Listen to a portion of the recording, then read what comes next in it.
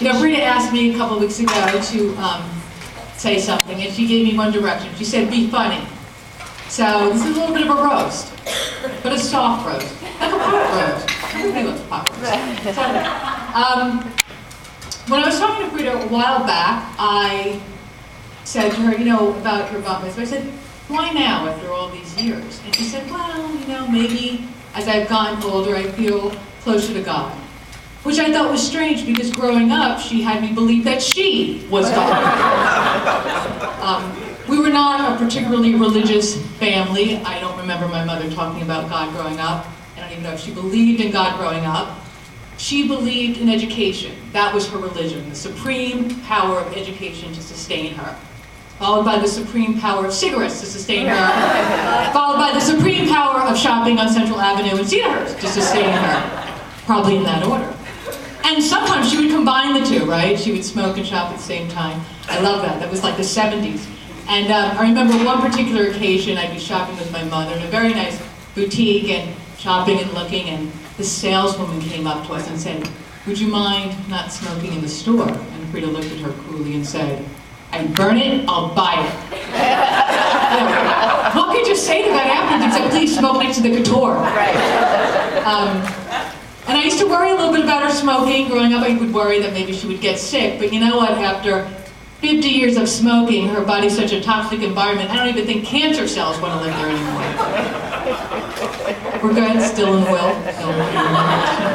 Of course she's in the will. She's the executor. She's a lawyer, you know. She doesn't practice anymore. I don't know what she does. But I can still tell people you're a lawyer. Sorry, I forgot where I was. That's a story I'm going to be telling next week to my therapist. But Freda, you know, she cast a big shadow when I was growing up, a big shadow. I remember I could always find her in the kitchen, at the kitchen table, sewing up holes in neighborhood kids and their mothers, and at the same time, she would be espousing feminist philosophy while she did it. And I believe she could do anything. I believe she could do brain surgery with a butter knife and increase your IQ a few points in the process. And it was fantastic having a mother who was also a doctor. It was great. She knew everything there was about the body. And I could go to her with anything. I remember in the 70s, there was all these Massengill commercials, you know. I didn't understand any of them. I didn't know what they were talking about. Douche was all very vague. So I remember I said to my mother, what's this douche thing? What is it?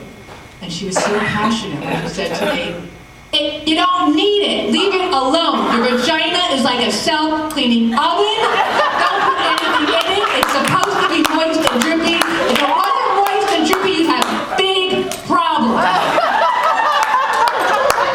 Excellent advice.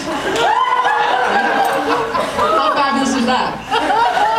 As I got older, I started, you know, going to see other doctors, and of course, Freda would challenge any medical advice that didn't come from her. And I remember as I was pregnant, I had to go to the hospital early for some preterm labor, and she came to visit me, and she'd be like, I don't understand all this monitoring, thousands of dollars, the insurance companies, and for what? When I was pregnant, I just stuck my finger in my vagina when I could feel the head. I knew it was time. I'm sorry, it's like the vagina monologue. But it was fabulous, right? I mean, to have that kind of knowledge at my fingertips, and work was so important to her. And so when Peninsula Hospital closed and she was in retirement, and I know that's a dirty word, retirement, so just think about it on the days when the flea market is closed, and you have that extra time.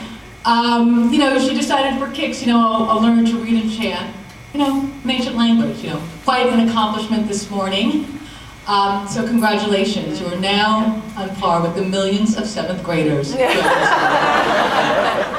it is a big accomplishment. And, you know, I've always been impressed by my mother's accomplishments, really my entire life. Her drive, her determination, her refusal to ever give up, her daring, really, right? I mean, these have been the hallmarks of Freda's life.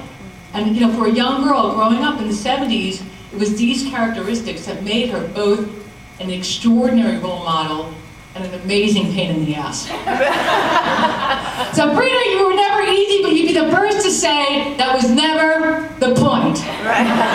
So, congratulations on your bat mitzvah. Incidentally, she told me next year for 81, she's going to go tandem skydiving with Albert, and you're all invited for that.